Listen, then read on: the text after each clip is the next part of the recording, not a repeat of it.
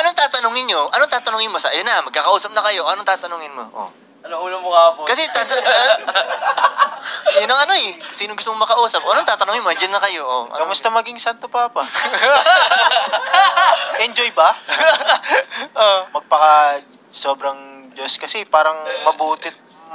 Di ko sinasabing masama yung isa. Pero ganun yung point of ano niya eh. Santo, di ba? Mabuti. Isa, gera, di ba? Doon ako sa mabuti. Kaya ako may krusan noo eh. Yan, ganun lang. Yan, para lang di may iba. Pero ayun yung itatanong mo lang sa kanya, wala kang curious. Ako putang malalim. Meron, pero... Personal personal eh. Kumbaga nandun na kami, matagal kami magkukwentuhan eh. Una lang, kamusta maging Santo Papa? Enjoy ba? Yun, syempre, so on and so on, magkakaroon na kami ng conversation. Hindi naman pagkatapos niya sagutin yun, out na ako eh. Ay na, no?